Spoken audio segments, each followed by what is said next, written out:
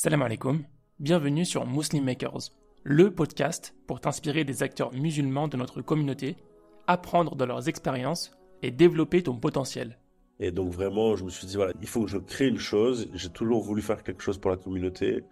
Et donc je me suis dit, ok, je pense qu'il y a moyen de faire un projet un peu identique, un peu semblable au compte Nickel, mais en le mettant 100% en ligne et en étant conforme aux principes de la finance islamique. Et donc, quels acteurs je vais aller chercher? Tu peux suivre les dernières informations du podcast en t'abonnant à la newsletter, au compte Instagram Muslim Makers et en rejoignant le groupe Telegram. Tous les liens sont en description. Bonne écoute. Ok, bismillah. Salam alaikum wa rahmatullah, Sharif. Alaykoum salam wa rahmatullahi wa barakatuh. Comment vas-tu? Ça va, alhamdoulilah. Un peu malade, mais ça va, tout va bien. Ouais, tu me disais que tu avais une petite grippe là, dans les Ouais, Sheffield. ouais, j'ai eu la chance de faire Marseille, Paris-Marseille, aller-retour en 2 jours et je pense que ça a fini de m'achever. Ouais. En plus, en ce moment-là, le temps, il change beaucoup là. Un coup, il pleut, un coup, il fait beau, tu sais pas trop comment. Ouais, c'est ça, c'est pas tant Ouais. comment ça. Mais Alhamdulillah, alhamdoulilah, tout va bien. Au ça va revoir. bien. Ça va très bien, écoute. Là, je suis de passage à Lyon, dans ma ville natale, et je monte voir ma belle famille demain à Paris. Donc, alhamdulillah, on profite un peu du moment en famille. Alhamdoulilah, c'est bien. Donc, Sharif, je suis très content de t'accueillir dans mon podcast. Vous avez été sponsor en plus lors de la dernière Makers Conférence. Pour ceux qui ont assisté, ils ont pu vous voir. Donc, je suis très heureux de t'accueillir. Pour ceux qui ne te connaissent pas, il y en a beaucoup, je pense. Je te propose de nous faire une petite présentation de qui tu es, d'où tu viens et ce que tu fais avec Muscpay. Ok, bah écoute, déjà merci à toi de m'accueillir. Pareillement, c'est un honneur de pouvoir passer sur ce podcast. Alors moi je m'appelle Chérif, j'ai 33 ans. Je suis né à Perpignan, dans le sud de la France. Ça fait une dizaine d'années que j'habite à Paris maintenant. Je suis banquier de formation, donc ça fait j'ai exercé ce métier pendant plus de 10 ans en France et au Luxembourg. Et donc j'ai créé MusquePay, dont je suis le fondateur. Et donc voilà, ça fait maintenant 1 an et demi, presque 2 ans que j'ai créé MusquePay et on a démarré notre activité en décembre dernier. Donc, tu as travaillé dans le domaine de la banque. Est-ce que tu peux nous parler un peu de ton parcours, ce que tu faisais avant? Est-ce que tu savais que tu voulais travailler dans ce domaine-là à l'époque, quand tu étais étudiant? Tu avais une idée un peu de ce que tu voulais faire, quelles étaient tes motivations. Et ensuite, on parlera de pourquoi tu as switché du domaine de la banque à la finance islamique. Alors, moi, j'ai commencé avec une alternance. À l'époque, c'était au Crédit Agricole et j'avais fait 2 ans avec eux. Bon, ça s'était très bien passé. Et puis est venu le moment où on a proposé un CDI que j'ai refusé parce que je ne voulais pas rester justement dans Perpignan et sa région. Je voulais absolument voir autre chose. Et je me suis quand même pris une année pour faire ce qui s'appelait à l'époque le tout début du service civique qui avait été instauré sous Sarkozy.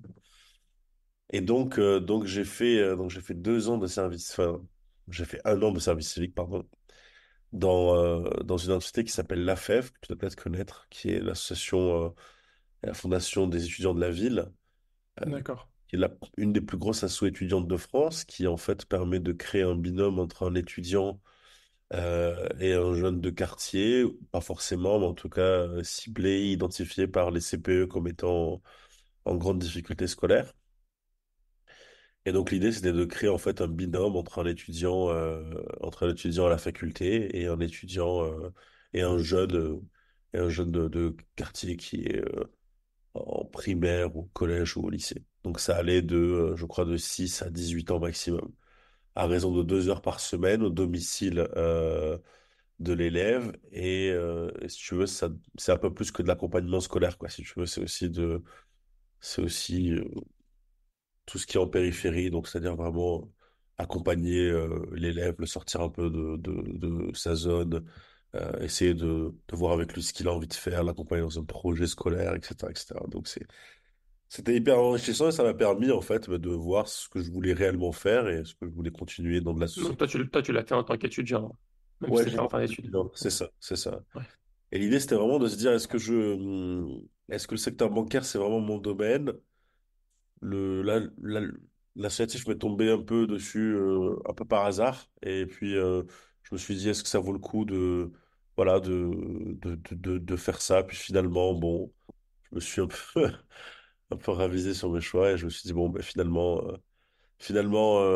ça m'a permis de voir autre chose. Ça m'a permis de voir des secteurs qui étaient quand même, enfin, un secteur en tout cas qui était complètement différent. Et donc de là, je suis monté sur Paris, où j'ai pu donc trouver un emploi à la BNP Paribas, donc, qui était à l'époque Courtal Consors. Je sais pas si ça te dit quelque chose. Non. Et c'était la partie bourse, action, salle de marché de la BNP, qui était une banque en ligne, qui était la toute première banque en ligne d'ailleurs, et qui a été ensuite rachetée par la BNP. Donc voilà, donc ensuite je suis parti chez ING, où j'étais sur une partie private banking. Ensuite, je suis parti au Luxembourg, où j'ai été gérant de fortune pour une entité qui s'appelle la BMO Bank. Je- la BMO Bank, Mhm. c'est une banque du Moyen-Orient, une banque libanaise qui s'occupe des clients du Moyen-Orient. Et, euh, et donc voilà, c'était intéressant, mais sans plus, parce que c'était de la gestion de fortune et que c'était pas forcément hyper, hyper enrichissant en termes de technique, on va dire. Donc c'était quand même très passif, hein. C'était des clients qui étaient très fortunés, qui venaient acheter des obligations, et puis voilà. Donc rien de licite, évidemment. Et puis ensuite, je suis revenu à Paris où j'étais débauché par un fonds d'investissement qui s'appelle Fisher Investment, qui s'occupe Mhm. d'un fonds d'investissement américain et qui venait de créer son bureau à Paris, pour lequel j'ai pris la direction sales pour l'Île-de-France. Ok. Et c'est en les intégrant à eux, au bout de quelques mois, que m'est venue l'idée de me musqueper. Et donc j'ai travaillé en parallèle sur ce projet jusqu'à le lancer et pouvoir enfin quitter Fisher et me consacrer à 100% sur le projet. Qu'est-ce qui t'a fait réfléchir à lancer ton projet, notamment dans la finance islamique? Alors, c'était plutôt... en fait, j'étais pas mal, on va dire, échaudé des manières et des pratiques que j'ai pu apercevoir au Luxembourg. Surtout que naïvement, je pensais naïvement qu'il y avait un peu plus d'éthique quand tu travaillais avec une banque qui s'adresse aux clients du Moyen-Orient. Et Mhm. je dis que même ces clients-là, hein, qui étaient pour certains des cheikhs, etc., qui avaient quand même cette notion de, de ne pas investir dans de la riba, finalement, de ne pas investir dans des obligations, de ne pas être dans des situations passives dans l'investissement. Euh, Quand tu achètes des bons du Trésor US, enfin, je pense que ça va quand même dire beaucoup de choses. Et donc c'est vrai que ça, c'était des pratiques qui m'avaient moins échaudé. Et puis, en fait, finalement, moi, ce que je voulais, et c'est par exemple mon expérience au Crédit Agricole, c'était quand même une expérience pour les clients particuliers. Et j'ai été touché dans beaucoup de sens où souvent, très souvent, je voyais la population en difficulté, c'était souvent la nôtre. Donc mon expérience parle pour moi. Si tu veux, quand je voyais des personnes venir, des, des, des, des parents, des pères de famille de plus de 50, 60 ans qui venaient te quémander des allonges de découvert ou qui étaient en grande difficulté financière, on peut même parler de détresse financière. Euh, et que bien souvent, ben, c'était les gens de chez nous, je me disais, mais c'est pas possible, qu'est-ce que c'est que ce système qui ne fait que t'enfoncer? Et puis quand tu as une personne qui vient et qui te demande de lui rajouter 20, 30, 50 euros de découvert, déjà la somme est dérisoire. Déjà la somme est dérisoire, mais en plus de ça, elle vient s'allonger à un découvert en plus que tu vas devoir rembourser, sur lequel tu vas payer 18% d'agio à chaque mouvement, à chaque transaction. Euh, donc il faut se rappeler, en fait, au final, voilà, à cette époque-là, il n'y avait pas encore la définition de client fragile.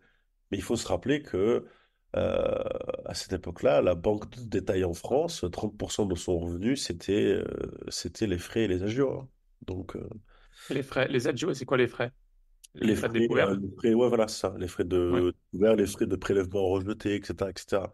d'accord. C'est resté, si tu veux, dans un coin de ma tête et ça m'a jamais plu. Ça m'a vraiment jamais plu. Et c'est pour ça que je me suis vite Ouais. porté vers la finance de marché parce que la finance de marché, elle me permettait de pas être au contact de ces gens-là et de cette détresse financière-là que je pouvais voir et qui me touchait particulièrement. Et puis finalement, en revenant, en étant en finance de marché, puis en allant au Luxembourg, puis en revenant à Paris, et finalement, tu fais partie d'un tout, quoi. Donc, c'est-à-dire que Hmm. tu es toujours un acteur de ce système-là. Et Ouais. moi, ça, je ne pouvais plus du tout le tolérer. Et donc, vraiment, je me suis dit, voilà, il faut que je crée une chose. J'ai toujours voulu faire quelque chose pour la communauté. Et donc, je me suis dit, OK, je pense qu'il y a moyen de faire un projet un peu identique, un peu semblable au compte Nickel, mais en le mettant 100% en ligne et Hmm. en étant conforme aux principes de la finance islamique. Et donc, quels acteurs je vais aller chercher pour Ouais. certifier mon projet, quels acteurs je vais aller chercher qui vont me guider, on va dire, et me mener, si tu veux, à la, à la concrétisation de ce projet. Ouais. Euh, Alors juste avant de continuer sur ça, j'ai quelques petites questions, je suis un peu curieux. On va revenir sur deux, trois points avant de rentrer directement sur Musclay. Tu parlais de donc le fait que ça te touchait au niveau des personnes lambda quoi, qui vont à la banque, qui se prenaient des frais énormes et qui finançaient, enfin c'était jusqu'à 30%, tu disais, je sais pas si c'est encore le cas aujourd'hui, mais en tout cas Avant. c'est énorme. Les frais d'agio, les frais de transfert, enfin, qui jouent un petit peu sur les ménages les plus fragiles, qui ont le moins d'argent en fait, et qui eux vont payer plus de frais à chaque fois qu'ils passent à découvert ou quoi que ce soit. Et donc ça, je pense que la plupart des gens comprennent ça. Mais est-ce que tu peux nous parler un peu plus de l'équivalent donc au niveau institutionnel ou au niveau des grands investisseurs? C'était quoi un peu les produits d'investissement? Tu as parlé d'obligations. Est-ce que tu peux aussi nous expliquer un petit peu c'est quoi les produits qui sont utilisés et qui sont aussi, on va dire, ribawi, en lien à l'usure Alors, à ce niveau-là? ouais, alors, je vais pas te citer les noms parce que c'est un peu, cette question, elle est très perspicace, si tu veux. Mais c'était par exemple de l'achat de bons, de bonds de certains États, tu vois, sur lesquels, évidemment, aujourd'hui, ce serait inadmissible. Enfin, c'était déjà le cas avant, mais, euh, mais tu vois, en fait, la concrétisation de ce qui se fait dans les bonds, notamment. Donc, quand tu vas aller acheter de l'endettement d'un pays, tu l'achètes au travers d'obligations d'État, et donc finalement, tu finances certains États. Mhm. Tu finances aussi certains secteurs, certaines entreprises, et donc c'est souvent, il y a certains États qui sont du high yield, donc voilà, qui vont te proposer des obligations d'État enfin des obligations en tout cas très rémunératrices. Et puis il y en a certains qui ont une rémunération qui est globalement faible, mais sur lesquels tu es sûr de récupérer ton investissement. Et donc il y a voilà, Mhm. trucs qui sont pas du tout éthiques. Donc, Je ne vais pas rentrer dans ce ouais. détail. Je suis désolé, mais Mais ça, concrètement, donc c'est les États ou les grandes organisations qui ont besoin de fonds, qui ont un budget. Si on parle de l'État, par exemple, l'État français ou l'État américain, donc ils ont ouais. un budget pour l'année pour payer peut-être l'administration publique En fait, euh, ou leurs en fait, projets. Ouais. en fait, si tu veux, quand tu es connecté sur le marché, tu as des émissions de bonds Mhm. avec Balance égale obligation en français, c'est ça. bonds égale obligations, c'est ça. Et donc, tu as, des T-bonds, notamment pour les États-Unis, les bons du Trésor US. Donc, tu as une certaine quantité qui est émise à tel coût sur telle année. Et donc, toi, tu te Donc, poses. chaque année, ils en émettent de nouveaux.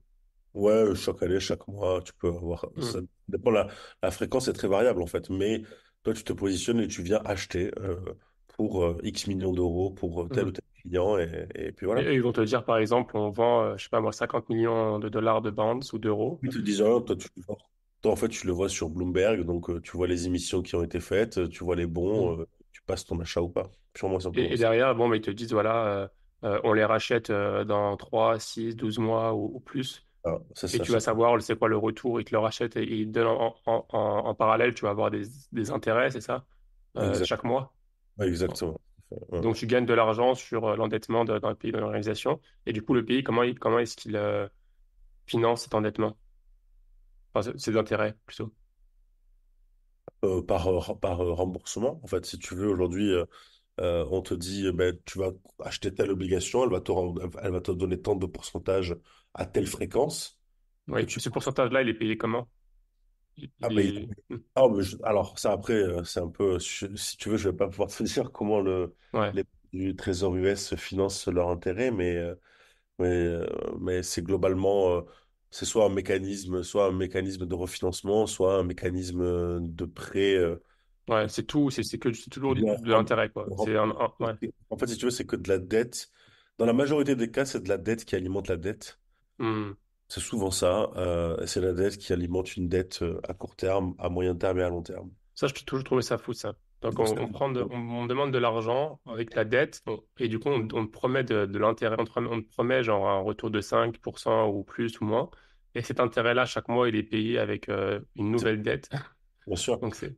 Et c'est pour ça que certains bons du Trésor, par Mhm. exemple, mais si on parle juste d'obligations d'État, si tu veux, par exemple, quand l'État grec émet des bons du Trésor, bah, leur rémunération est plus élevée parce que le risque de voir ton argent, de pouvoir récupérer ton investissement et ton gain est plus risqué, plus élevé.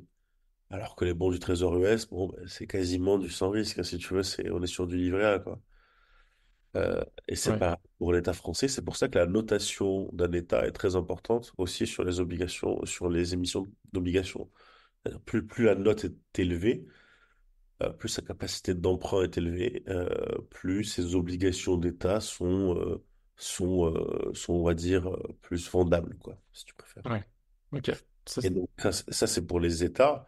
ouais, Parce que tu as aussi des compagnies qui vont émettre des obligations. Bah, tu peux avoir une compagnie automobile, tu peux avoir des compagnies sur le secteur de l'énergie, etc., etc. Et qui ont besoin de financement, qui font ce qui s'appelle faire appel à l'épargne publique. C'est exactement ça. Donc, c'est proposé justement. Alors, c'est pas accessible aux particuliers, c'est plutôt accessible à des grandes fortunes, c'est souvent, c'est très souvent, si tu veux, intégré dans des SICAV, dans des OPCVM, qui sont des paniers, si tu veux, de valeurs, d'obligations et d'actions, qui vont être vendus très largement dans le retail banking, au travers des assurances, au travers des comptes Hmm. PEA, et on te vend ça sous forme de fonds d'OPCVM en se disant, voilà, là, ça, ce truc-là, il investit là, là, là, et là. Ouais, En fait, dans les EPCVM, bon, bah, évidemment, c'est du risque, mais dans le risque, tu as plusieurs niveaux. Hein. Tu as le risque prudent, tu as le risque moyen, tu as le risque élevé. Et, euh, et donc, euh, et donc, en fait, les obligations sont souvent intégrées en tant que valeur un peu moins risquée qu'une action, par exemple, qui va venir ouais, faire la compensation, si tu veux, du risque d'une action. Mais la ouais. réalité, une obligation, ça reste une obligation, ça reste risqué. Alors, c'est sûr que sur l'État français et sur l'État américain, bon, ben, sur les États-Unis, je veux dire, tu n'as pas ce risque-là, euh, mais ça reste quand même un produit risqué. Ça reste quand même un Mhm. produit d'investissement sur lequel il peut y avoir un non-remboursement. Donc, quand ils intègrent des obligations de l'État grec ou de l'État du Venezuela ou je ne sais quoi, ben oui, forcément, là, tu as peut-être plus de chances de ne pas revoir ton investissement que si tu investissais sur une obligation plus sûre. D'accord. Donc, tu as aussi évoqué ce qui t'a un peu inspiré, c'était les comptes nickel. Donc, est-ce que tu peux nous parler un peu? Moi, j'ai vu ça passer, je sais après c'est quoi, mais nous rappeler un peu c'est quoi les comptes nickel.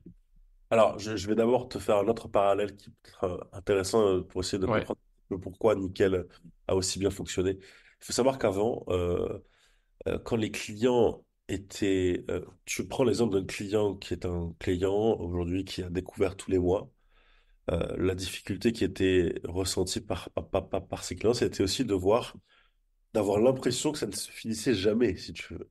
C'est-à-dire que un client qui était à découvert de 500 euros, qui gagne 1500 euros, bon, bah, à la fin du mois, il est à plus 1000 euros.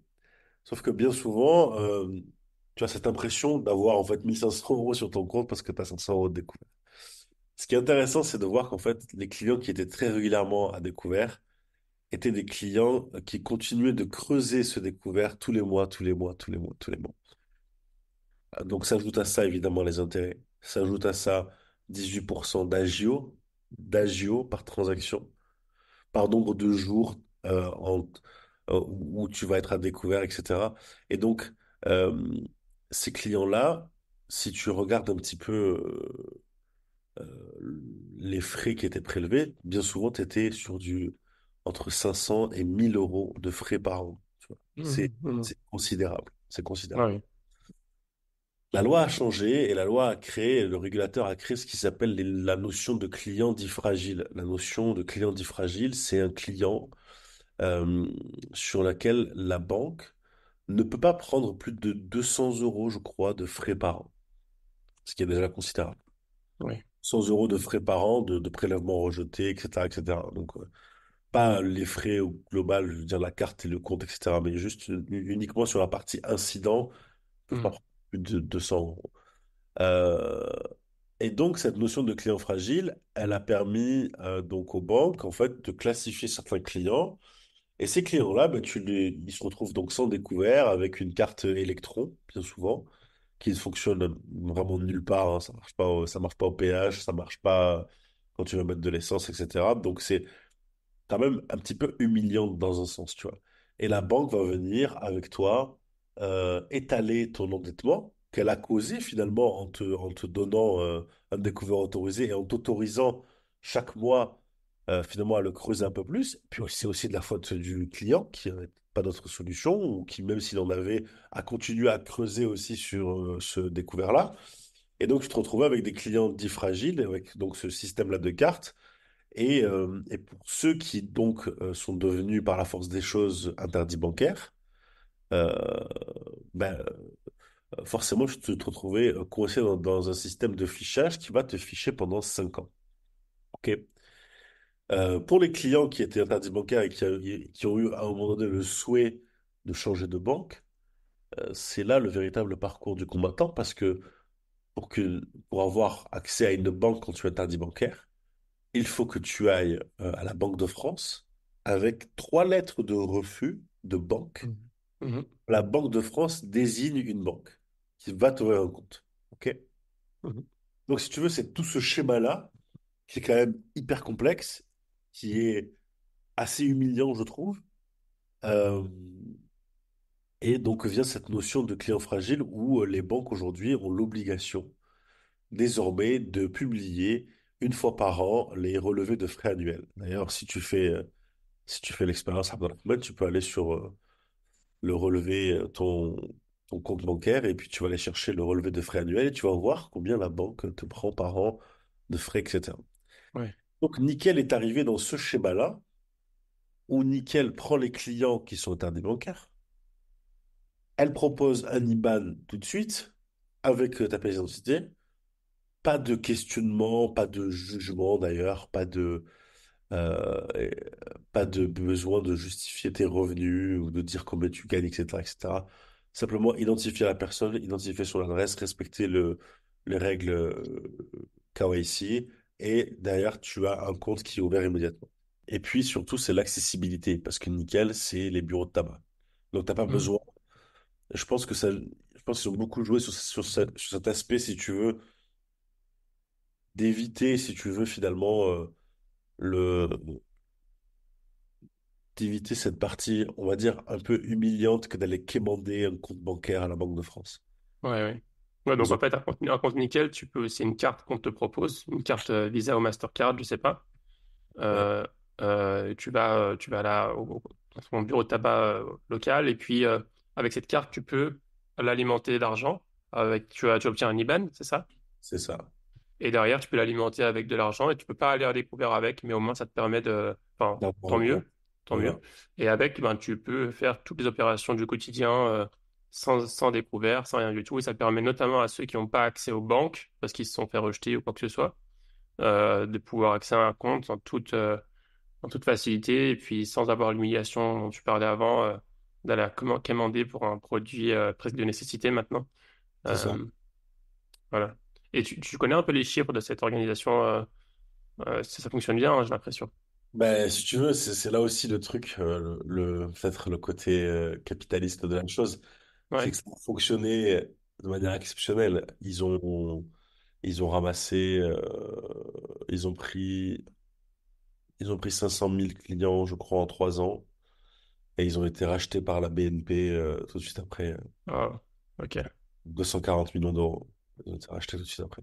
Donc finalement, c'est la banque, la BNP qui rejetait les clients interdits bancaires, qui s'est dit, ah ben finalement, Il y a de l'argent à se faire. il y a peut-être encore un truc à exploiter là-dessus. Et donc, ils sont allés racheter Nickel 240 millions d'euros. Bon, écoute, tant mieux pour eux. Mais en tout cas, ça démontre quand même, finalement, vis-à-vis du nombre de personnes qui sont interdites bancaires en France, je crois qu'il y en a, ça se compte en millions, hein.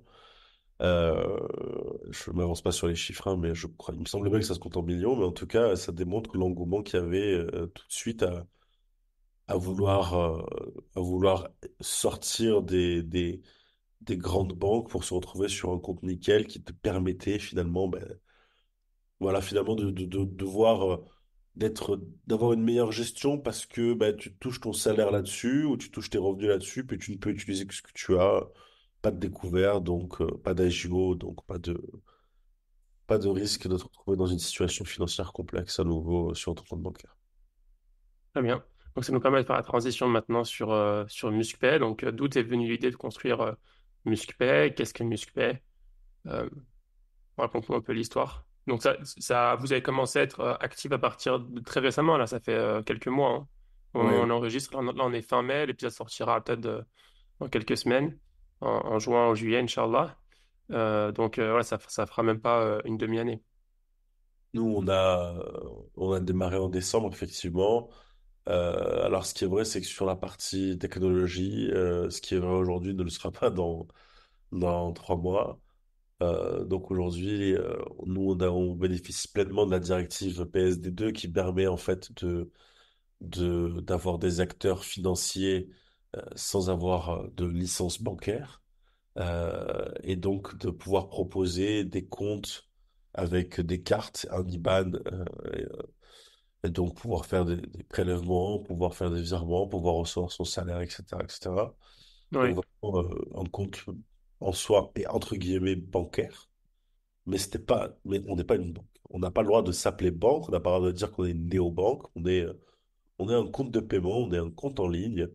Et on travaille avec Paynovate qui est basé en Belgique. Paynovate, c'est un établissement de paiement hein, qui est donc licencié par la Banque nationale de Belgique et qui va nous permettre ben, de pouvoir avoir des IBAN belges en BE et qui va aussi nous proposer son service de core banking qui est donc les infrastructures IT pour faire des virements, des prélèvements, etc. Donc vraiment si tu veux, les ossements, enfin je sais pas comment on dit, le squelette, on va dire, de, de MusclePay. Et donc nous, on va avoir ce qui s'appelle des comptes de cantonnement. Et c'est très important ce que je vais te dire parce que il y a pas mal de méconnaissances sur ce sujet. Et la question qui nous revient le plus souvent, c'est est-ce que mon argent est en sécurité? hmm. Les gens ont cette connaissance de cette garantie des dépôts de 100 000 euros qui est proposée par les banques en cas de faillite des banques. Je sais pas si tu vois de quoi je parle. Ouais, ouais, bien sûr, bien sûr. Mais juste avant d'entrer dans cette technicité, est-ce que tu peux nous parler un peu de la mission de MuskPay? Pourquoi vous avez créé MuskPay? Alors Quel justement, est l'intérêt? j'allais y venir. Donc en fait, MuscPay aujourd'hui, c'est donc un compte avec une carte, un IBAN, un compte sans riba, sans intérêt. Puisque ce qu'on a fait, c'est que on a supprimé les intermédiaires bancaires entre nous et le client. Donc, c'est-à-dire qu'il n'y Ouais. a pas de risque que ton argent soit réinvesti, qu'il serve à financer des secteurs qui ne sont pas en conformité avec notre foi. Donc, il n'y a pas de risque de financer l'armement, la guerre, les jeux, l'alcool, etc. Mais la Mhm. finance islamique, c'est aussi une finance qui est universaliste, parce que par définition, elle s'adresse à tout le monde, dans le sens où on ne finance pas non plus, elle ne finance pas non plus, par exemple, la déforestation, par exemple. Donc, elle pourrait même avoir des critères ESG, des critères green, si on le voulait. Et l'idée, c'est vraiment de proposer à la population musulmane d'Europe et aux autres, c'est-à-dire que vraiment, on s'adresse à toute la population européenne, finalement, qu'ils soient musulmans, chrétiens ou juifs, ou sans religion, c'est un compte sur lequel il n'y a pas d'intérêt, sur lequel il n'y a pas de risque que ton argent soit placé. C'est un compte éthique en somme. Ouais. Donc, toi, tu avais la volonté de créer ce type de produit parce que tu étais un peu dégoûté des produits conventionnels. C'est ça, complètement. Ok, Complètement. d'accord. Et donc tu disais, donc, par rapport à un compte nickel donc, que tu as évoqué plus tôt, quelle est la différence? Ben, il n'y en a pas énormément dans le fonctionnement, en tout cas, hein, parce qu'aujourd'hui, Nickel va fonctionner à peu près comme nous. Enfin, on va fonctionner à peu près comme Nickel, dans le sens où c'est un compte avec une carte sans IBAN, à ceci près que nous, on est en train de lancer les comptes professionnels aussi. Donc là, dans quelques semaines, ça devrait apparaître. Et puis, on a vocation aussi à proposer des produits d'épargne qui sont conformes à la finance islamique très rapidement, d'ici la fin de l'année, Inch'Allah. Donc ça, voilà, c'est la grosse Ok. différence en termes de produits. Mais après, la grande différence, c'est que Nickel, aujourd'hui, ben, c'est devenu une banque et ils sont rattachés par la BNP. Donc ça veut dire que finalement, potentiellement, les comptes des clients sont déposés auprès de la BNP, à voir. Je ne sais pas comment fonctionne en interne Nickel aujourd'hui, mais en tout cas, ils sont rachetés et ils appartiennent à BNP Paribas. Et nous, c'est pas le cas. Donc nous, on n'a pas d'acteur bancaire derrière. Hmm, oui. Moi, ce que j'ai pu, ma compréhension en fait de l'aspect en fait négatif, l'aspect interdit d'un compte classique, ça va être plutôt donc l'accès au crédit, le fait de financer, comme tu as dit, des industries qui sont illicites en islam, le fait aussi enfin, contractuel, le fait que voilà, le contrat n'est pas contient des clauses qui ne sont pas tolérées forcément en islam. Et puis aussi peut-être des assurances qui sont parfois obligatoires à prendre, enfin tout ce genre de choses. Il y a plusieurs choses qui sont liées à un compte bancaire classique et que si j'ai bien compris, vous êtes un peu, vous avez enlevé les choses qui sont interdites ou vous les avez reformulées de manière licite et vous avez enlevé voilà l'aspect crédit, l'aspect, vous avez retravaillé la partie contractuelle, assurance, produit pour que derrière, ben, il y a aucune, enfin, il y a rien qui soit illicite pour un musulman. C'est bien ça? Ouais, c'est exactement ça. Et puis, il y a vraiment cette partie dépôt. Aujourd'hui, quand tu es dans une banque classique et que tu as un compte qui est rémunéré, par exemple, qu'on te donne une rémunération, il faut bien se poser la question de pourquoi on te donne une rémunération finalement. Pourquoi est-ce Mhm. que sur un livret, on va te donner, par exemple, 1 ou 2% par an? Tu ne le donnes pas gratuitement. C'est pas parce que tu as mis Ouais, ce compte-là. On te le donne parce que derrière, c'est une espèce d'énorme masse monétaire gigantesque que la banque peut utiliser pour prêter et financer. Et derrière, tu récupères effectivement ton intérêt là-dessus. Donc la riba, c'est pas juste le fait de d'avoir fait enfin d'avoir reçu, on va dire, un pourcentage. C'est aussi qu'est-ce qui s'est passé avec cet argent, qu'est-ce qu'il a financé. Est-ce que tu le sais? Non. Forcément non. Euh, donc ça reste à l'appréciation des banques. Donc d'accord. voilà, Mhm. elle est primordiale. Et c'est vrai que nous, là-dessus, on va passer par ce qui s'appelle un compte de cantonnement, qui sont des comptes qui sont immuables, euh, et que personne ne peut utiliser et surtout que personne ne peut... Enfin, il n'y a pas un intermédiaire qui va venir prendre cet argent et le mettre sur les marchés pour faire du financement, par exemple. Donc ça, c'est Ouais, complètement illicite. Et c'est interdit. Et donc, ce compte de cantonnement, il est régi par une réglementation qui s'appelle la réglementation PSD2 et qui nous permet d'avoir donc en fait des sous-comptes directement auprès de certaines banques centrales, on va dire. Euh, et donc voilà, donc ce sont des comptes qui sont sécurisés à 100%. Et on va revenir sur le sujet dont je te parlais tout à l'heure. Si tu laisses, par exemple, ton argent sur un compte dans une banque française et qu'elle fait faillite, tu vas avoir cette garantie des dépôts à hauteur de 100 000 euros. D'accord? oui, Garantie de dépôt, si elle existe, c'est parce que les banques, par définition, n'ont pas en cash et en liquidité l'argent qui est déposé sur les comptes. On est bien d'accord.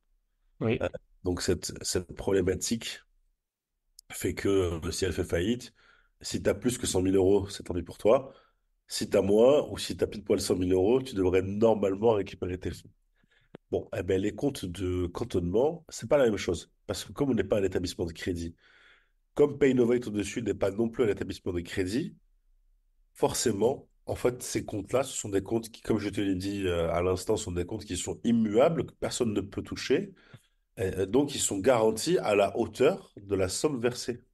Oui, Quand tu mets 300 000 euros sur ce compte, si jamais Muscpay fait faillite ou si jamais Paynovate fait faillite, tu es assuré de récupérer tes 300 000 euros.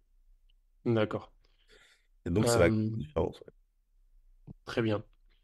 Alors, j'ai plusieurs sujets que je vais évoquer un peu plus techniques aussi pour bien comprendre comment Musclay fonctionne et puis les possibilités aussi de croissance. Donc, derrière, tu parlais du fait que voilà, donc, c'est cette notion de compte de cantonnement. Donc, ce qui veut dire aussi, enfin, les gens ne sont pas forcément au courant, mais quand on place son argent dans un compte bancaire, l'histoire de son argent, elle s'arrête pas là. Donc, il y a des choses qui sont effectuées derrière. L'argent est utilisé pour tout type d'investissement. Et aussi en termes d'effet de levier, tu me corriges si je me trompe, mais la capacité de pouvoir attribuer un crédit pour une banque dépend des fonds propres qu'elle possède. C'est ça. D'accord? Donc si par exemple elle détient, je sais pas moi, 100 millions d'euros de la part de ses clients ou d'autres choses, elle Ouais. peut emprunter derrière au niveau de la Banque centrale européenne, donc là si on parle de l'Europe, 10 fois plus, il me semble. Alors, en fait, Jusqu'à 10 fois plus. Ouais, je te ouais, laisse. je crois que c'est quasiment jusqu'à 20 fois plus, hein, si je ne me trompe pas. Mais aujourd'hui, pour à peu près 100 euros déposés sur ton compte bancaire, ces 100 euros, on va dire quasiment en gage de caution, vont servir à générer jusqu'à potentiellement 200 euros de crédit derrière. D'accord. Donc derrière, la banque, elle va récupérer, voilà, disons qu'elle récupère, euh, quelqu'un dépose 10 000 euros. Derrière, elle va récupérer 100 000 euros ou 200 000 euros en emprunt à la banque centrale et les proposer soit pour investir eux-mêmes, soit pour proposer un crédit, enfin, proposer des outils Alors, de crédit, c'est ça? alors c'est faux de dire à la Banque centrale, hein, D'accord. elle emprunte sur le marché, ou elle D'accord. finance sur le marché. D'accord. C'est pas la banque Voilà. centrale qui peut donner. D'accord. Non, non, elle emprunte à tout le monde aujourd'hui. L'État français, N'importe par qui. exemple, emprunte essentiellement à des banques privées aujourd'hui. D'accord. D'accord. En fait, c'est une autorisation de pouvoir emprunter à hauteur de X fois le montant en fonds propres. Ouais. Et donc, indirectement, donc, quand on pose de l'argent à de la banque, indirectement, on va. Donc, je ne sais pas quelle est la part de responsabilité de la part des ceux qui mettent leur argent dans le compte en banque. Je te parle islamiquement en parlant. Mais en tout cas, ça participe à ce mécanisme de indirectement d'emprunt, d'usure, d'intérêt Ouais. euh, dans ce système-là. Ben, finalement, on se rappelle tous de l'affaire Kerviel, Mhm. euh, où il avait mis en péril la Société Générale et les comptes des clients de la Société Générale. La Société Générale était quand même plus ou moins au bord de la faillite. Elle avait failli être rachetée à l'époque par la BNP, qui avait sauté sur l'occasion, parce que tu as eu un gars sur une salle de marché qui avait mis des expositions à hauteur de plusieurs milliards. Mhm. Et donc forcément, ça. Puis on peut repenser aussi à la crise de 2008. Finalement, pourquoi? En fait, c'est la question qu'il faut se poser, c'est pourquoi ça impacte le client particulier? Pourquoi le client particulier, il est impacté par les prises de position marché de telle ou telle banque, de sa banque? Pourquoi est-ce que Lehman Brothers peut mettre en faillite l'intégralité du système financier mondial parce que subprime, parce que je revends des titres toxiques, parce que j'ai des clients qui empruntent pour acheter une maison. Cet emprunt-là, je vais le titriser, je vais en faire un titre vendable sur le marché à tel prix, tel pourcentage, telle rémunération. Et puis je vais le revendre à telle et telle banque. Et puis finalement, mon produit, ben, il se vend un peu partout dans le monde, il est échangé comme une pièce de monnaie. Mais c'est de la dette. Donc quand ce produit, ben, il explose parce que les gens peuvent plus payer leur maison, forcément, c'est tout le système financier mondial qui est défaillant. Et donc, je pense que c'est pas besoin d'être dans la technique pour comprendre ça. Pourquoi Mhm. aujourd'hui, mon compte à moi, pourquoi moi, aujourd'hui, en tant que client particulier, je suis en risque quand je place mon argent dans une banque et qu'il y a une crise financière. Oui. Et ça n'a pas toujours été le cas. Bon, je sais pas si Ça n'a euh, pas toujours été le cas, non. ça a pas toujours été le cas. Bon, je suis pas non plus connaisseur de l'histoire, mais je sais que voilà, ça a pas toujours été, ça a pas toujours fonctionné dans ce contexte-là. Je sais pas si toi tu es connaisseur un peu Alors, de je comment ne ça évolue. saurais pas te dire les dates historiques, mais en tout cas, je te donnerai une vidéo qui parle de ça, puisque je crois que Ouais. parle de vidéo et de Ouais. lecture. Je te On donnerai mettra une. ça en commentaire en description, Inch'Allah. Ouais, Inch'Allah. Alors, en fait, enfin, l'État français, jusqu'à un certain temps, ne pouvait emprunter qu'auprès de la Banque centrale, si je ne me trompe pas. Et c'est cette loi-là qui a changé et qui maintenant donne, si tu veux, la pole position aux banques privées. Et c'est ce point de bascule-là aussi qui a été important. Et puis, à notre temps, c'était aussi effectivement le changement de référencement où, la- où aujourd'hui, aujourd'hui, finalement, tout est indexé sur la dette, tout est basé sur la dette globale, et c'est ce qui fait aujourd'hui l'émission de monnaie. Qu'est-ce qui fait que tu fais tourner la planche à billets? Ben, c'est essentiellement la dette. Est-ce que tu resserres les taux directeurs ou non? Et finalement, ben, là aussi, ça va enclencher potentiellement de la création monétaire ou non. Donc, Mhm. aujourd'hui, la dette est vraiment au centre du jeu, quoi. C'est vraiment ça. Le, le raisonnement derrière, c'est que la dette permet une croissance plus rapide. C'était peut-être le raisonnement initial. Après, il faut se rappeler que le marché, initialement, c'était quoi? C'était la rencontre entre le besoin de financement, donc l'entreprise qui a besoin de se faire financer, et un financeur en réalité. Donc une personne qui a de l'argent et qui peut financer. Et c'était finalement un système qui était assez sain parce que je suis l'entreprise. J'ai besoin de 10 000 € pour me développer. Ah ben, je rencontre le client numéro un qui, lui, peut me financer à hauteur de 10 000 €. Et puis, je prends mon retour sur investissement.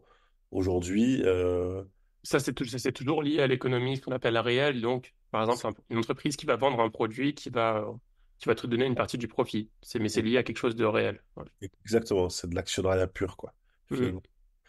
Et puis, ça change à partir du moment où, finalement, aujourd'hui, ce que tu fais, c'est que tu fais de la dette. Tu fais de la dette, donc tu vas non pas acheter des actions, mais tu vas prêter de l'argent et tu vas me rembourser cet argent. Tu vas me rembourser cet argent avec tant d'intérêts sur tant de mois, sur tant d'années. Et c'est ce système-là qui a fait un effet boule de neige aujourd'hui.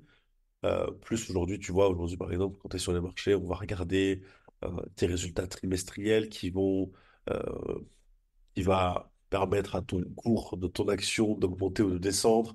Donc, en fait, si tu veux, il y a quand même un truc hyper spéculatif qui s'est mis en place qui est globalement assez malsain et tu te retrouves en fait dans un schéma complet, euh, dans un environnement qui n'est clairement pas licite à aucun niveau. Oui, oui, d'accord. Ah, c'est passionnant. Au niveau de MuskPay, quels sont les... Alors, d'abord, avant ça, je parlais des niveaux de licence. Donc, au niveau du système bancaire, il y a plusieurs types de licences. Ouais. Et donc, voilà, il y a plusieurs niveaux qui te permettent de faire de plus en plus de choses selon la licence que tu as auprès de l'AMF, si je ne me trompe pas. Pas pour nous, mais oui, vas-y, continue. Ouais, puisque vous êtes en Belgique, c'est ça? C'est ça. Ouais. Donc, l'AMF, c'est en France. Et donc, est-ce que tu peux nous rappeler enfin, les niveaux principaux, où est-ce que vous vous situez? Ouais. Et aussi, on parlera aussi de est-ce que vous avez vocation d'obtenir des niveaux de licence plus élevés à terme ou c'est pas spécialement une volonté? Donc nous, aujourd'hui, MuskPay, on est distributeur. On travaille avec une entité qui s'appelle Linksy. Linksy, c'est une entité qui va nous fournir une partie de notre technologie, d'accord? Donc c'est un pourvoyeur de tech. Et puis au-dessus de ça, on a donc Linksy, eux, ils sont agents, d'accord? Donc nous, on est distributeurs, Linksy est agent.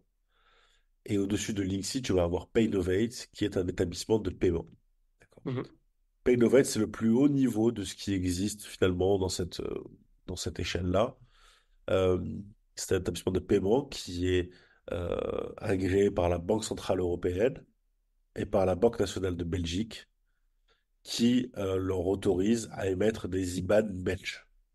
mhm, La différence entre nous et Linksy, par exemple, puisqu'on est à peu près au même niveau, c'est juste que Linksy va avoir ce qui s'appelle une partie compliance qui va gérer la partie Know Your Customer, donc KYC, c'est-à-dire identifier les clients à risque et surveiller les opérations pour identifier les fraudes, etc., etc.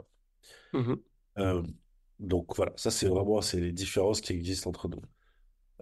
Ensuite, tu as les banques qui, elles, sont vraiment à part, hein. Les banques qui ont un système de crédit, qui ont un système d'emprunt et qui donc sont complètement, c'est à l'opposé de Paynovate, par exemple. Ils ont leur propre D'accord. système, ils ont leur propre fonctionnement et ils sont autorisés à faire du découvert, ils sont autorisés à faire du crédit, ils sont autorisés à emprunter sur les marchés, ils sont autorisés à faire du financement sur les marchés, voilà, Mhm. ce que Paynovate ne peut pas faire. Bon.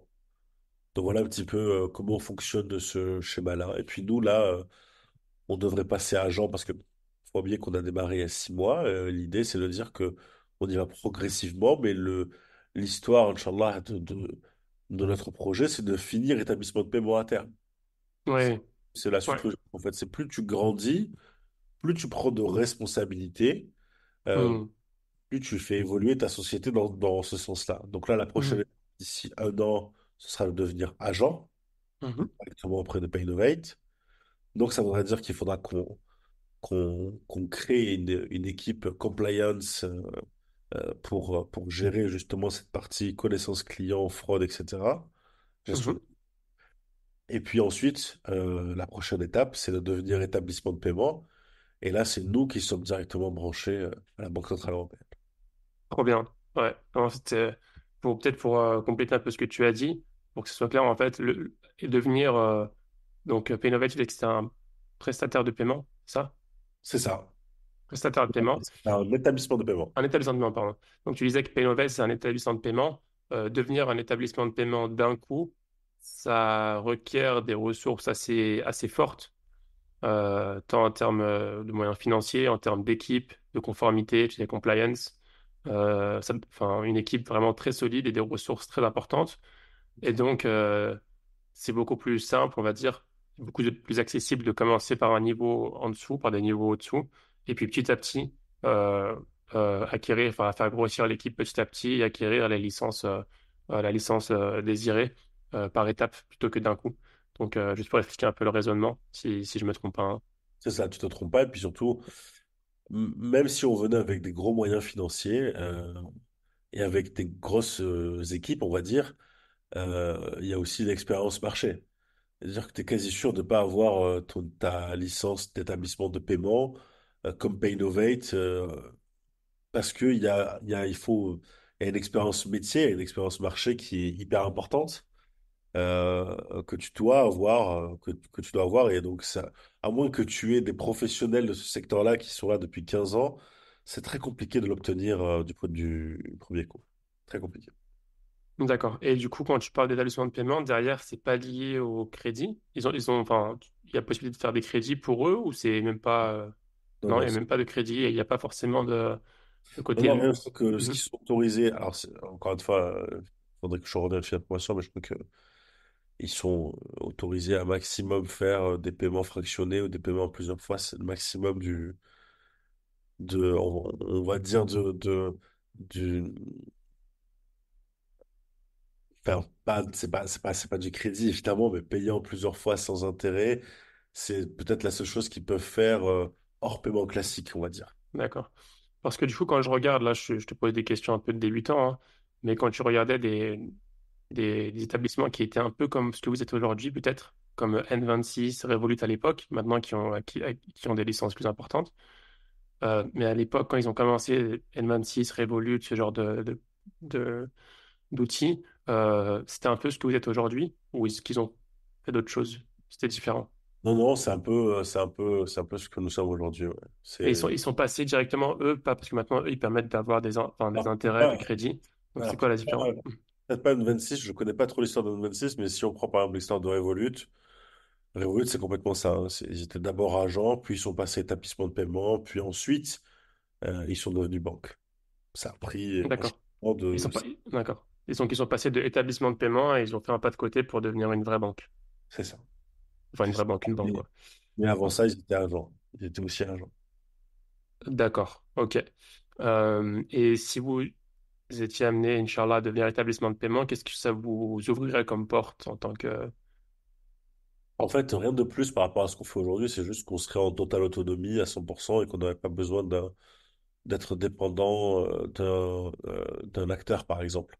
Mm. Nous, aujourd'hui, si demain on devient établissement de paiement, bon, ben, on va gérer de manière plus simple les flux, on pourra faire les features ce qu'on veut, on pourra proposer absolument tout ce qu'on veut en étant relié directement à la banque centrale. Donc, c'est vrai que du coup, on serait pas dépendant des décisions d'un acteur ou de la lenteur de traitement d'un acteur, par exemple. Ouais. Et, C'est pas grand-chose en plus, ouais. mais ça permet d'être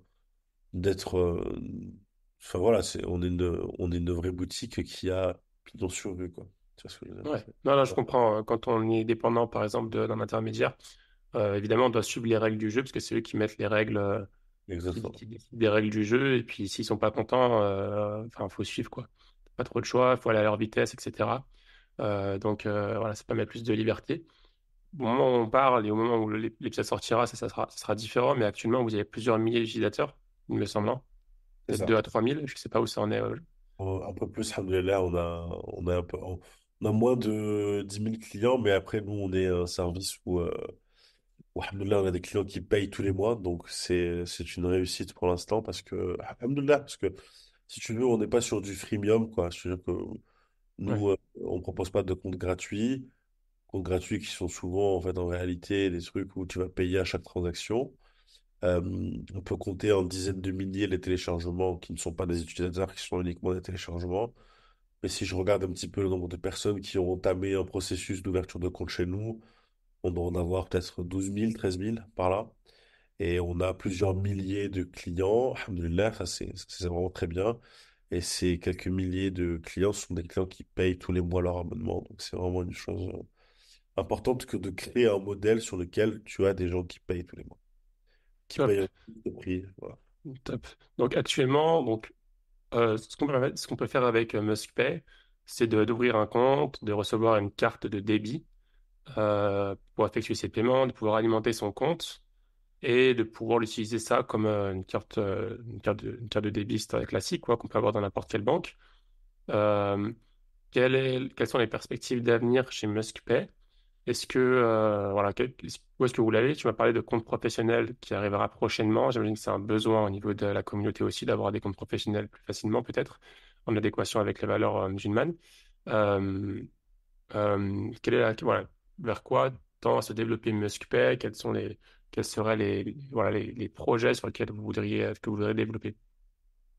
Bah alors, comme je t'ai dit, effectivement, nous déjà, c'est essayer d'être accessible. On est les premiers à proposer notre compte sur la zone européenne, alhamdoulilah. Donc, voilà, on est accessible sur toute l'Europe.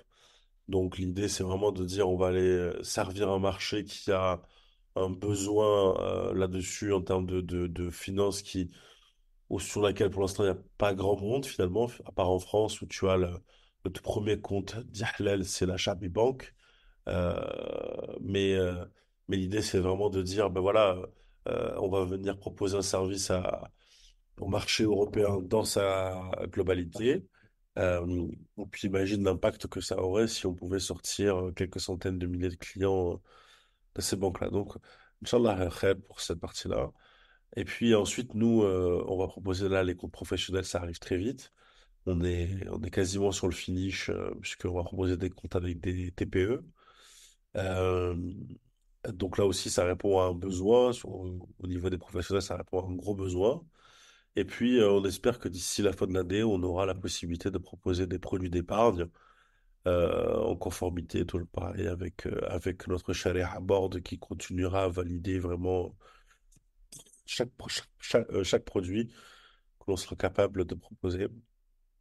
Ils vont étudier chaque produit. Donc, je sais pas si tu as vu un petit peu notre charia à bord, comment fonctionne la finance islamique de manière Ouais, générale. je suis allé à bord. Donc, en français, ça va être, grosso modo, c'est un comité consultatif constitué de professionnels savants dans la finance islamique qui valident, entre guillemets, chaque produit que vous faites, qui font en sorte que voilà, ça soit conforme à l'éthique musulmane. Et du coup, donc, eux, ils valident à chaque fois vos nouveaux produits.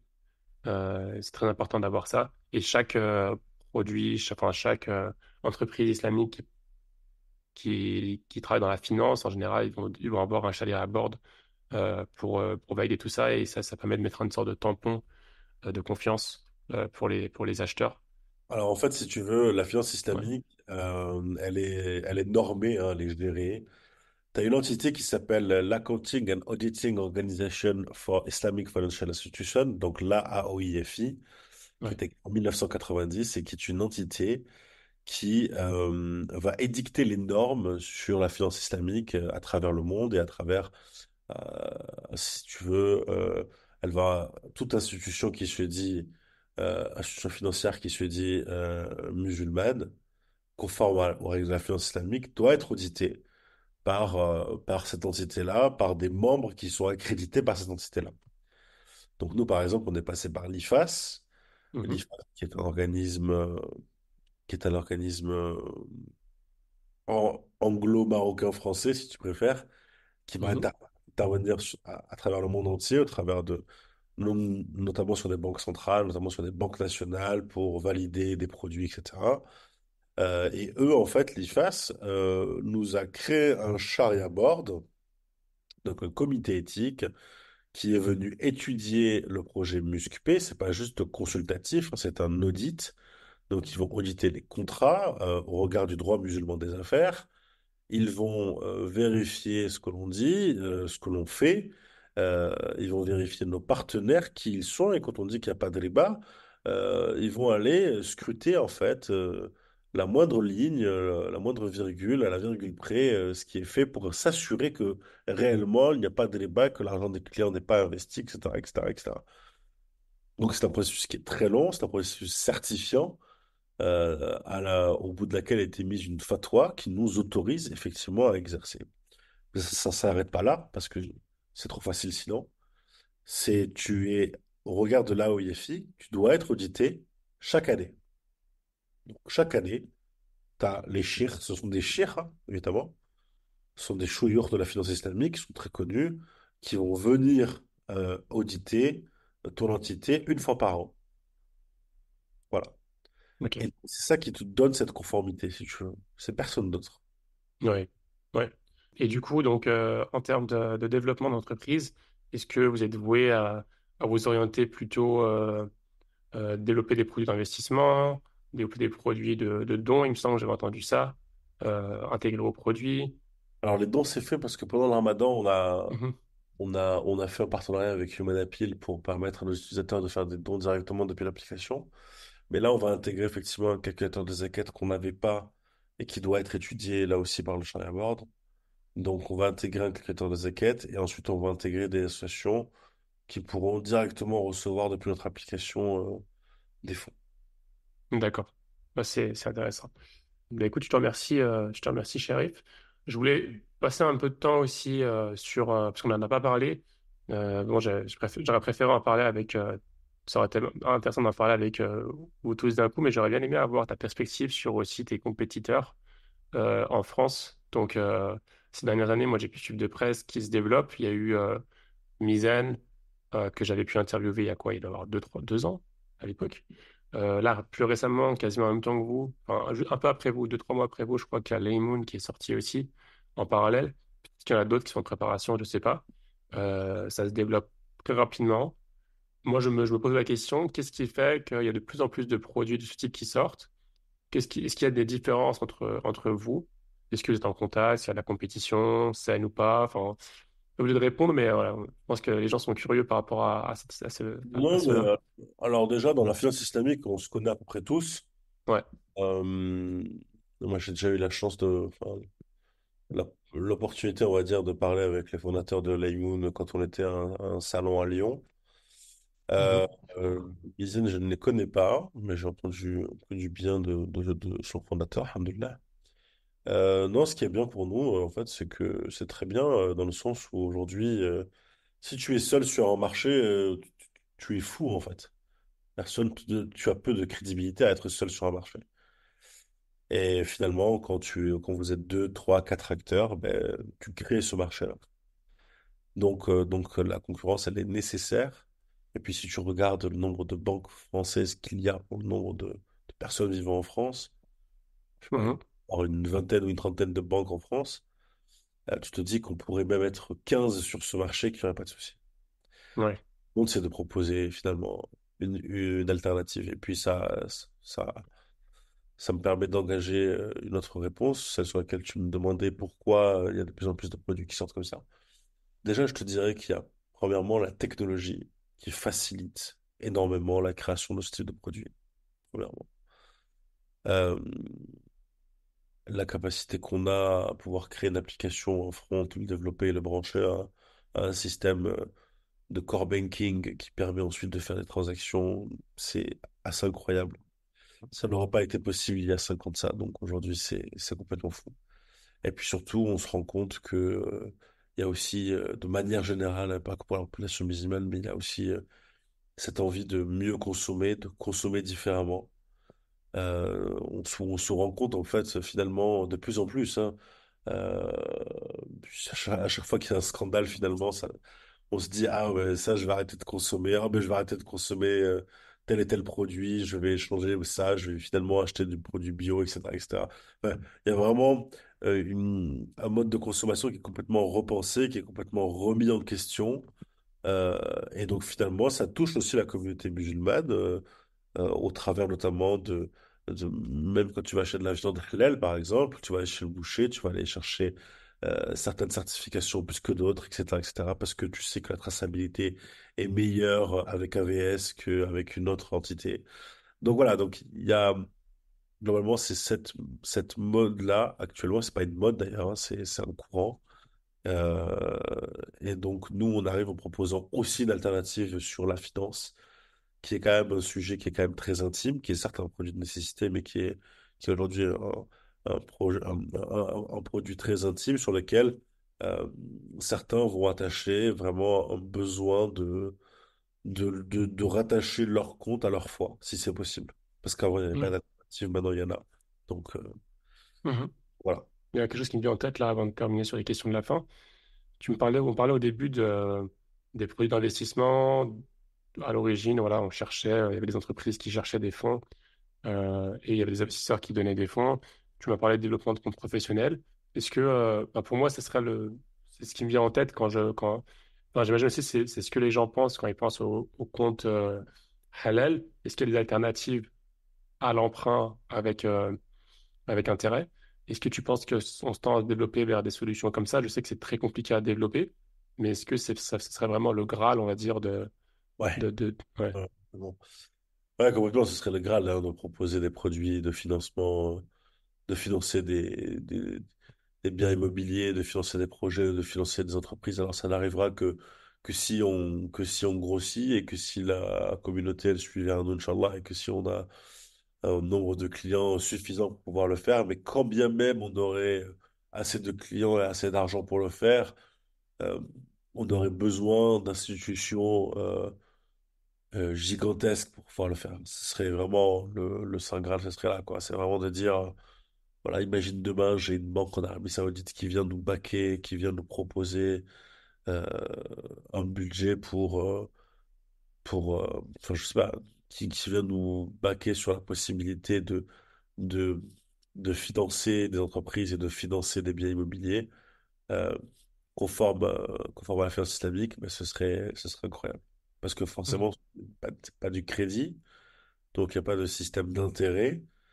Euh, mais ce serait hyper intéressant, ce serait fou et c'est là que vraiment on prendrait. Enfin, l'impact serait incroyable. L'impact serait incroyable. magnifique. Inch'Allah, que Dieu facilite Ah, Inch'Allah. ceux C'est qui travaillent dans cette direction. Donc, on arrive à la question de la fin. Chérif, quelle est la compétence qui, toi, t'es personnellement le plus utile au quotidien? Alors, je te dirais que c'est la précision, le sens du détail, quoi. C'est vraiment, c'est très important parce que tu évolues dans un milieu où il y a beaucoup de juridique. Et puis donc, il faut vraiment être très précis dans ce que tu fais, Attentif. attentif, ouais. Même avec les clients. Te poses des questions, tu réponds pas vaguement, tu réponds avec précision pour être sûr que ça ne générera pas d'autres questions. Ouais, Donc c'est important d'être transparent à 100% là-dessus. génial. Et qu'est-ce que tu préfères dans ton travail? Qu'est-ce que je préfère dans mon travail?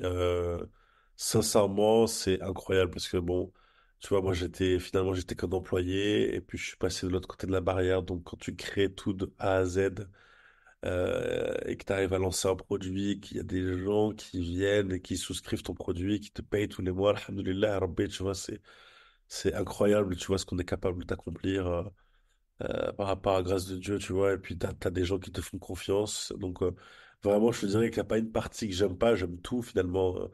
Mais vraiment, ouais, j'aime. Des fois, les clients ne savent pas, ils appellent, ils tombent sur moi.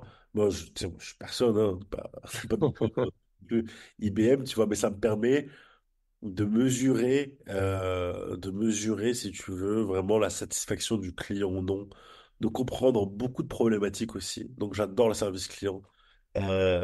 Soit je fais un peu de tout, hein, donc finalement, je suis un peu sur tous les trucs. Mais des fois, je réponds au téléphone, des fois, je fais du mail. Et j'aime bien répondre au téléphone parce que ils viennent, les clients me parlent d'une problématique, on la règle ensemble. Derrière, je leur demande aussi un petit peu comment ils nous ont connus, etc., etc. Et cetera. Et ça me permet un peu de comprendre un petit peu tout le chemin, si tu veux, d'acquisition, de comprendre comment le client nous a connus, etc. Qu'est-ce qui a fait qu'il nous a choisi nous plutôt qu'un autre? Euh, et puis ensuite, bah, d'avoir ces feedbacks, parce que quand quelqu'un te dit, ben là, par exemple, je trouve que c'est pas hyper ergonomique au niveau d'application, cette partie-là, bah, c'est pratique, tu vois. Et ça nous Hmm, permet, nous, de faire remonter ces insights. top. On va parler un peu aussi de tes routines. Est-ce que tu as des routines au quotidien? Genre, en tant qu'entrepreneur, c'est souvent compliqué. Est-ce que tu as des routines qui t'aident à garder l'énergie, à progresser? Est-ce que j'ai des routines? Alors là, tu me poses une question. Franchement, à part la salade, je sais pas si j'ai d'autres routines. Ouais, Non, non, non, je suis très content de. Alors, j'avais beaucoup de mal au début parce que j'étais vraiment à fond et donc je faisais des heures pas possibles, etc. Et c'est vrai que là, j'essaie de m'imposer une fin de journée pour rentrer, profiter de ma famille, ouais. de ma fille, de ma femme, et tu vois, et d'essayer de couper le téléphone. C'est le début d'une future routine. Peut-être que je vais avoir le temps de faire autre chose. Mais en tout cas, on voit une évolution, si tu veux. Top. Et donc, on y vient, on en parlait tout à l'heure. Est-ce que c'est une recommandation de livres, de documentaires vidéo, Ah, de livres. n'importe, de Alors, contenu? livres, Donc, tu je avais viens. la vidéo, tu en parlais tout à l'heure, tu pourras me l'envoyer, je pense, je la mettrai en Ouais. description. Alors, sur les livres, déjà, bon, moi, je viens de finir un livre. Donc, c'est le livre de Tariq Ali. Je sais pas si ça dit quelque chose, Tariq Ali. Le livre de Saladin. Non.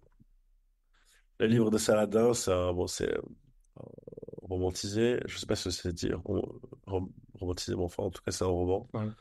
euh, qui est inspiré de quand même beaucoup de faits réels. Et c'est un scribe de confession juive qui suit Saladin sur toutes ses conquêtes, et notamment quand il vient reprendre Jérusalem, etc. Donc c'est hyper intéressant parce Hmm. qu'il suit dans toutes ses conquêtes, dans l'intimité de son campement, jusque dans ses palais à Damas, etc. Et donc tu peux avoir un aperçu de qui était Saladin. Donc c'est hyper intéressant Ouais, voilà. c'est fini, je connaissais Et, pas. ouais, Ok, c'est un super livre. Franchement, j'ai adoré. Je viens de le finir, donc je te le conseille vraiment. top. Et puis sur la vidéo dont tu me parlais, dont je te parlais, je vous conseille c'est une chaîne qui est plus aussi active qu'avant, qui s'appelle DataGull. Je sais pas si ça dit quelque chose. Non, C'est pas du tout. hyper intéressant. Donc cette vidéo, elle date un petit peu, mais elle te parle, elle t'explique très bien le fonctionnement du système monétaire international. D'accord, Et donc c'est très bien illustré. C'est des petites vidéos qui sont très courtes que je viens de t'envoyer là par message. d'accord, Et donc voilà, c'est une chaîne que je recommande beaucoup, qui fait vraiment un super bon travail. Et puis surtout, ça parle à tout le monde, quoi. Il n'y a pas de langue, si tu veux, dans ces vidéos-là. C'est très... d'accord. Donc, c'est la vidéo sur banque de compensation, c'est celle-là en particulier pour commencer, mais sinon tout le reste. Ouais, ouais, ce que je t'ai envoyé, c'est Monnaie, Monnaie, Monnaie, si je ne me trompe pas. Monnaie, monnaie, monnaie, d'accord. La deuxième. Ok, je la vois. Très bien. Ok, magnifique. Bah écoute, je mettrai ça en description. Super. Si un auditeur ou une auditrice souhaite suivre votre travail chez Muskpay, votre évolution, ou même s'il y a quelqu'un qui a une question à te poser, qui est curieux par rapport au podcast, est-ce que c'est possible? D'ailleurs aussi, si vous recrutez, n'hésitez pas à faire, bah, je pense, si aussi tu penses que tu as des profils que tu recruteras dans 1 ou 2 mois, parce que ça sortira à ce moment-là, plus compliqué à gérer. Mais ouais, n'hésite pas aussi. Voilà. Ben, il n'y a pas de problème, nous on peut nous contacter directement sur Instagram. Mhm. On répond, on a une équipe community management qui s'occupe de ça et qui me retransfère les demandes qui sont importantes. Donc vis-à-vis du podcast, ce sera fait. Puis ensuite, vous pouvez aussi nous contacter sur l'adresse mail contact@musc-p.com. Mhm. Je vais t'écrire. Je laisse. Puis on prend les questions et si besoin, et si ça me concerne, on me transfère la question. Globalement, je traite toutes les demandes qu'on m'envoie. Magnifique. Ok. Bah écoute, Chérif, je te remercie. On a un peu Voilà. dépassé le temps imparti. Merci. Mais c'était vraiment super intéressant. Merci à Je te remercie toi. beaucoup pour ton temps. Je demande à Dieu qu'il vous mette la baraka, qu'il bénisse votre projet, qu'il vous facilite, et puis qu'il y ait de plus en plus d'utilisateurs et que le projet évolue dans le bon sens, Inch'Allah. Barakallah, fait, merci beaucoup. Merci pour ton temps aussi. Ouais, merci, c'est très gentil. Désolé pour la petite voix, hein, encore une fois, je suis vraiment malade. Non, non, t'inquiète, je pense pas Ouais, que ce c'est soit. super. Mais barakallah, fait, merci. Puis j'espère qu'on aura l'occasion de voir un événement que Muslim Bakers organisera, Inch'Allah. Yes, Inch'Allah, barakallah fik, à très bientôt. Fait Salam que alaikum. barakallah, assalamu alaikum. Si cet épisode t'a plu, je te propose de le partager à 3 personnes de ton entourage, à noter le podcast 5 étoiles sur Apple Podcast et à invoquer Dieu pour qu'Allah mette la baraka dans cette initiative. À bientôt, Inch'Allah. Salam alaikum.